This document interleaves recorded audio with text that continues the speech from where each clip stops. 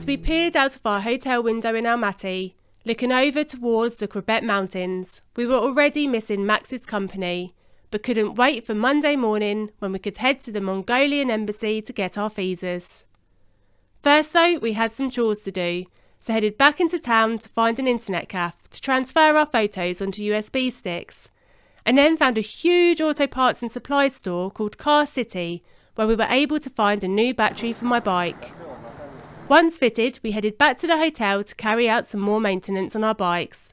My brake pads needed replacing, and my air filter, and John's fuel filter was also looking pretty cruddy. We then took them for a quick wash before heading to the embassy the next morning and successfully getting our visas after a short wait.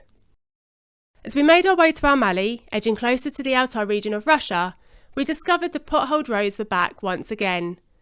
We pulled over for a break, and a man kindly gave us a watermelon from his lorry, which John bungeed onto his bike. Unfortunately, we never got to eat it, after it fell off John's bike and split open on the road as we left the lay-by.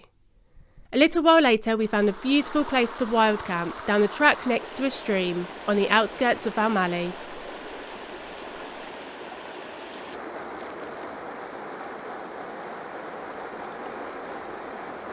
Well, you're going to love the soup. The ramen, because it's like you have to use chopsticks and do that.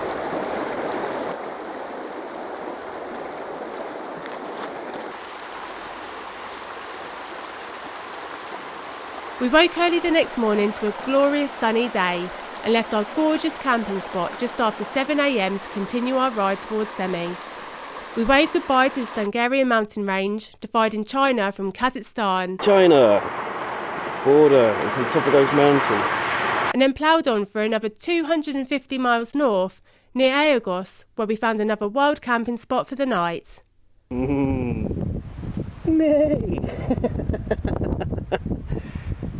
Gonna have you tonight. What are we having, John? Smash! Gorger and Badger. Look at that. It looks lovely. Instant. Oh, when are we putting the meat in? Are we mixing it in? We need to open the can, don't we? Oh.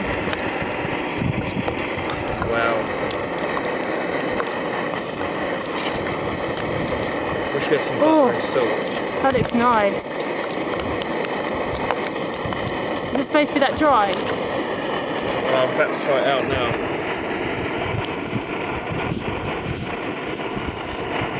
Good. It's good, yeah.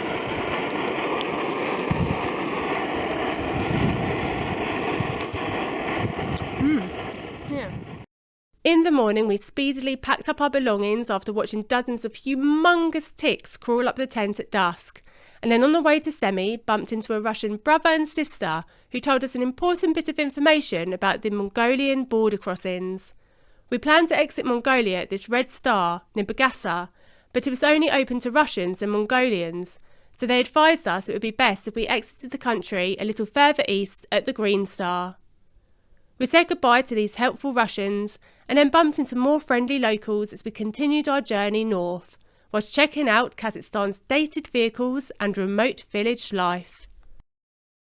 We eventually arrived at Semey, our last city in Kazakhstan.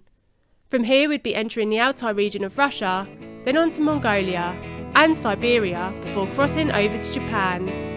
That meant no more adventures in Kazakhstan. But would this crazy country disappoint us on our last day? Of course it wouldn't. It was still just as confusingly brilliant. Open it then. You had to run it. Right, back to hotel then.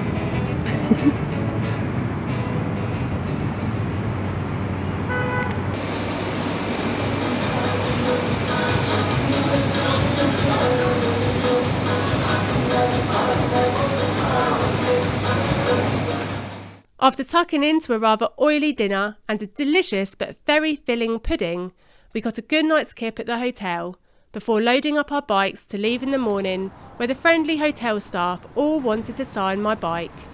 Goodbye, Kazakhstan. We will miss you.